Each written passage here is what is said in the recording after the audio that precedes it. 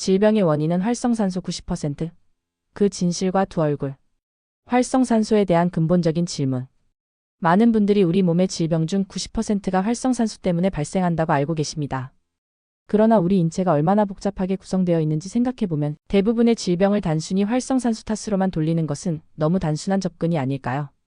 우리가 그토록 위험하다고 알고 있는 활성산소에 대해 자세히 알아보고 과연 활성산소는 무조건 제거해야만 하는 물질인지, 그리고 활성산소를 제거하는 것이 정말로 염증을 사라지게 하는지 심도 있게 따져볼 필요가 있습니다.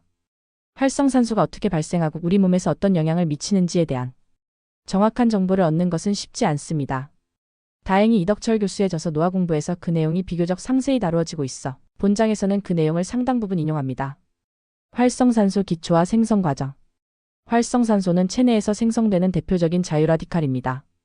자유라디칼이란 쌍을 이루지 못한 전자를 갖고 있는 분자를 통틀어 말합니다. 하나의 궤도 안에 쌍을 이루지 못한 전자는 매우 불안정하여 주변 조직에서 전자를 빼앗아 자신의 전자를 채우려 합니다. 활성산소가 위험하다고 알려진 것은 바로 이 전자를 빼앗으려는 성질 때문입니다. 하나의 활성산소가 주변에서 전자를 빼앗아 안정화되면 전자를 빼앗긴 세포는 또다시 주변에서 전자를 빼앗는 연쇄 반응을 일으키며 무수히 많은 세포로 손상이 퍼져나갈 수 있습니다. 하지만 우리 몸이 이러한 활성산소의 연쇄 반응에 무방비로 파괴되도록 설계되지는 않았습니다. 우리가 아무 문제 없이 살아갈 수 있는 것은 우리 몸의 활성산소의 연쇄 반응을 막기 위한 방어 시스템, 즉 항산화 시스템이 완벽하게 갖춰져 있기 때문입니다. 산소와 활성산소의 미묘한 차이. 좀 더 자세히 살펴보겠습니다. 산소 분자는 쌍을 이루지 못한 전자를 두 개 갖고 있습니다. 이 상태만 보면 불안정해 보일 수 있으나 이 쌍을 이루지 못한 두 전자의 스핀 방향 스핀 더렉션이 같은 방향이기 때문에 전자가 쌍을 이루지 못했음에도 안정한 상태를 유지할 수 있습니다. 즉 쌍을 이루지 못한 전자가 있다고 해서 모든 산소가 불안정한 것은 아닙니다. 그런데 이 안정적인 산소가 햇빛을 받거나 전자를 받으면 매우 강력한 산화제로 바뀝니다.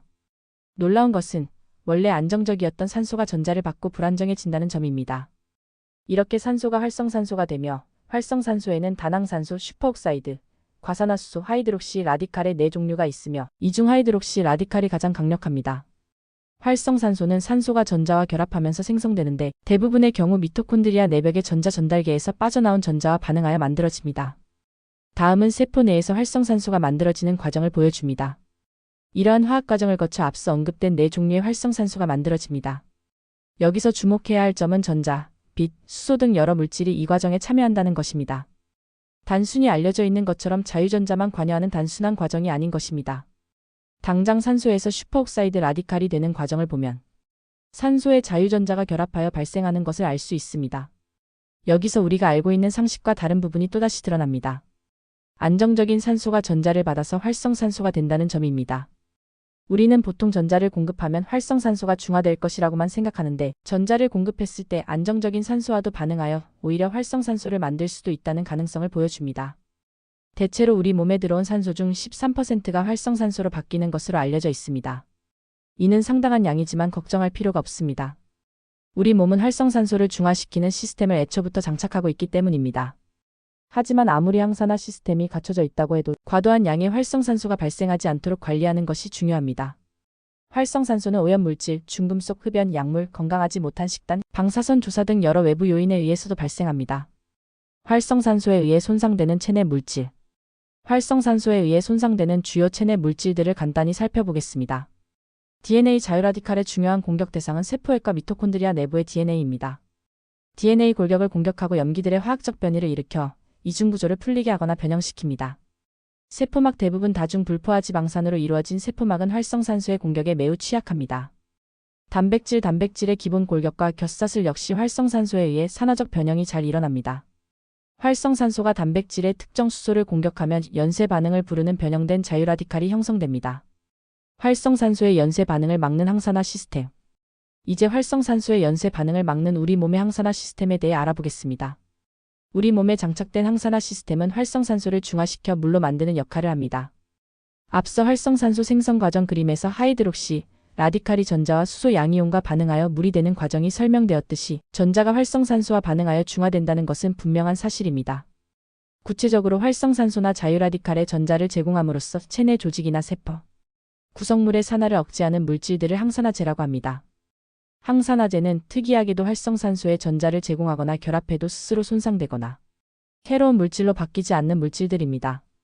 이처럼 우리 몸은 완벽한 시스템을 갖추고 있습니다. 항산화제는 우리 몸 내부적으로 생성되는 내인성 항산화제와 외부에서 주입하는 외인성 항산화제로 분류합니다. 1. 내인성 항산화제. 내인성 항산화제는 유전자에서 발현되어 생성되는 항산화 효소들입니다. SOD 슈퍼옥사이드 디스뮤타아제, 카탈라아제, 글루타티온 페록시다아제 등이 여기에 속합니다.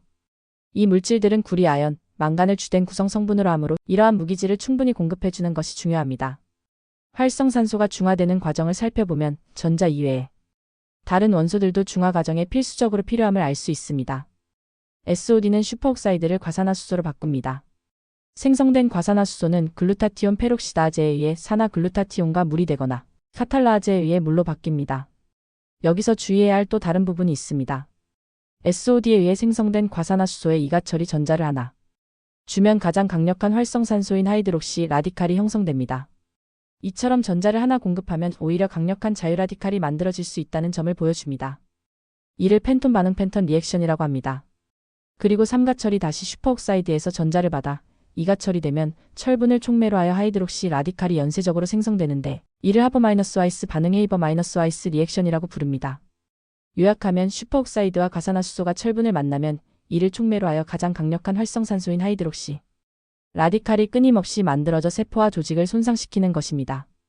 여기서 중요한 것은 단순한 전자 공급보다 철 이온이 활성산소와 반응하지 못하게 막는 것입니다. 따라서 우리 몸은 평소에 철 이온이 활성산소와 반응하지 못하도록 철 운반 단백에 매우 단단히 부착시켜 놓습니다. 그러므로 철분이 부족하지도 않은데 과도하게 철분을 섭취하는 것은 위험할 수 있습니다. 자주 복용하는 종합 비타민제에 철분이 포함되어 있는지 확인하고 섭취하는 습관이 필요합니다. 2. 외인성 항산화제. 외인성 항산화제는 외부에서 물질을 투입하여 항산화 효과를 내는 것입니다. 비타민 E, 비타민 C, 베타카로틴 및 기타 식물성, 항산화 영양소 등이 있으며 건강한 식단으로 이러한 영양소들을 충분히 섭취하는 것이 중요합니다. 활성산소의 두 얼굴 질병의 원인인가, 신호전달 물질인가. 우리는 흔히 활성산소가 조직을 파괴하여 여러 질병을 일으킨다고 알고 있으며 이러한 견해가 과거 수십 년 동안 확고한 지지를 받아왔습니다. 그러나 그것이 과학적 사실관계가 명확히 밝혀지지 않았다는 연구 결과들이 발표되면서 새로운 시각이 대두되고 있습니다. 동물 연구 결과를 종합해볼 때 활성산소는 노화의 원인이라기보다 미토콘드리아 기능이 떨어지면서 발생하는 노화의 결과물일 가능성이 있습니다. 이 때문에 항산화제로 활성산소의 생성을 낮추거나 반대로 생성을 방해해도 최대 수명이 연장되거나 줄지 않는 결과가 나오기도 했습니다. 소아레스 OHAL이라는 과학자는 세포 내에서 생성된 활성산소의 약 0.1%만이 세포 내 소기관 손상의 원인으로 작용하며 약 99%는 산화환원의 민감한 신호전달 단백질의 활성화를 조절하여 세포의 생존과 고사, 염증 조절 등 중요한 생체 반응에 영향을 준다고 주장합니다. 즉 활성산소에 의해 조직이 파괴된다는 자유라디칼 이론을 부정하며 오히려 활성산소가 신호전달에 필수적인 역할을 한다는 것입니다. 활성산소는 질병의 결과물. 활성산소는 미토콘드리아 내부에서 많이 발생합니다. 그런데 알려진 항산화 비타민은 미토콘드리아의 높은 전위로 인해 벽을 쉽게 통과하지 못해 내부로 들어가지 못합니다. 따라서 단순히 항산화제를 복용한다고 해서 미토콘드리아 내부의 활성산소 생성을 억제한다고 단정할 수 없습니다. 이처럼 알려진 항산화제조차 미토콘드리아 내부로 들어가는 것이 매우 어려운데 외부에서 자유전자를 공급해서 미토콘드리아 내부의 활성산소를 제거하는 것은 불가능하며 사실 자유전자는 이미 미토콘드리아 내부에 충분히 존재합니다. 필수적인 신호 전달 물질. 최근 활성산소 중 하나인 과산화수소가 세포 내 중요한 생체 신호 관련 물질이라는 것이 밝혀졌습니다.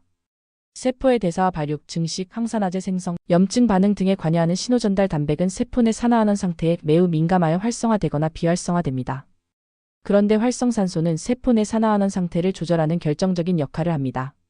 즉, 활성산소는 생체 내분자 생물학적 반응에 없어서는 안 되는 매우 중요한 물질이 되는 것입니다. 따라서 세포는 필요하면 활성산소를 만들어서 사용합니다. 다시 말해, 활성산소는 생체에 매우 중요하고 필수적인 신호 전달 체계를 유지하는 데 필요한 물질이 되기도 합니다. 모든 물질은 양면적인 작용을 가지고 있으며 우리 몸에 존재하는 물질이 무조건 나쁘다는 인식은 잘못된 것입니다. 우리 몸은 자율적으로 동작하도록 설계된 시스템이며 그러한 시스템이 불필요한 물질을 생성하지는 않습니다. 이처럼 활성산소는 과도하게 많을 때는 세포 손상을 일으켜 질병의 원인이 될 수 있지만 반대로 너무 적어도 신호 전달 체계에 문제를 일으킬 수 있습니다. 맨발 걷기 여싱의 자유전자 이론에 대한 문제 제기. 대부분의 사람들은 맨발 걷기를 하면 땅속의 자유전자가 몸으로 들어와 몸속에 축적된 활성산소를 제거한다고 알고 있습니다. 하지만 이 이론은 다음과 같은 문제점들을 안고 있습니다. 자유전자의 이동속도 이전 글에서 알아봤듯이 자유전자는 이동속도가 매우 느려 몸 안으로 쉽게 들어오기 어렵습니다. 중화 과정의 복잡성 단순히 자유전자만으로 활성산소의 중화가 일어나는 것이 아닙니다. 중화 과정에는 다른 필수적인 원소들이 필요하며 오히려 전자를 공급할 때 하이드록시, 라디칼과 같은 강력한 활성산소가 생성될 가능성도 있습니다. 미토콘드리아 벽 활성산소가 많이 발생하는 미토콘드리아의 벽은 자유전자가 쉽게 통과할 수 없는 구조로 되어 있습니다. 활성산소의 역할 더욱 중요한 것은 활성산소가 질병을 유발하는 역할보다 생체 신호 전달에 없어서는 안 되는 매우 중요한 역할을 한다는 것입니다. 다음 글에서는 어싱의 자유전자 이론이 왜 허무맹랑한지에 대해 더 깊이 있게 논해보도록 하겠습니다.